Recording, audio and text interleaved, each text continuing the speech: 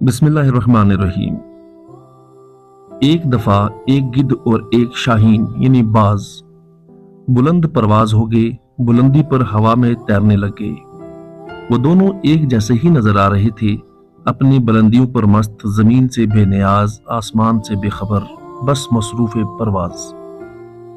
देखने वाले बड़े हैरान हुए कि ये दोनों हम फितरत नहीं है, हम परवाज कैसे हो गए। शाहीन ने गिद्ध से कहा, देखो, इस दुनिया में ज़ौक़ परवाज के अलावा और कोई बात काबिल गौर नहीं। गिद्ध ने भी तकल्लुफ़न कह दिया, हाँ, मुझे भी परवाज अजीज है, मेरे पर भी मुझे बुलंदी परवाज के लिए मिले। लेकिन कुछ ही लम्हों बाद गिद्ध ने नीचे देखा, उसे दूर से एक मरा हुआ घोड़ा नजर आया। उसने शाहीन से कहा, जहन्नुम में गई तुम्हारी बुलंद परवाजी और बुलंद निगाही, मुझे मेरी मंजिल पुकार रही है। इतना कहकर गिद्ध ने एक लंबा गोता लगाया और अपनी मंजिले मुर्दार पर आ गिरा। फितरत अलग अलग थी, मंजिल अलग अलग रही। हम सफर आदमी अगर हम फितरत ना हो तो साथ कभी मंजिल तक नहीं पहुंचता। इंसानों को अगर गौर से देखा जाए तो ये मालूम करना बड़ा मुश्किल नहीं होगा कि फितरत अपना इजहार करती रहती है।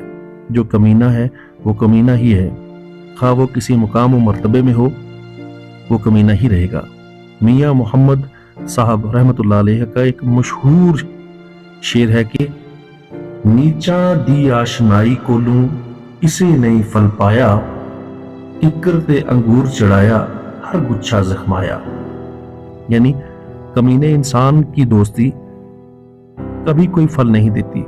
जिस तरह कीकर पर अंगूर की बेल चढ़ाने का नतीजा यही होता है कि हर गुच्छा जख्मी हो जाता है, ठीक इसी तरह ही कमीना इंसान जो आपका दोस्त होगा, उसको आप जितनी मर्जी बुलंदियों पे ले जाओ, वो हमेशा जख्म ही देगा और हमेशा हमें नुकसान ही पहुंचाएगा। इसलिए कमीने से दोस्ती से बाज रहना चाहिए। मजीद ऐसी वीडियोस को देखने के लिए सैयद अवैस शाह कलवी भाई की फेसबुक और यूट्यूब के पेज सैयद अवैस शाह कलवी भाई को फॉलो और सब्सक्राइब कर दें। हमें दीजिए इजाज़त, फिर मिलेंगे। अल्लाह हाफिज़, अल्लाह नगहबान।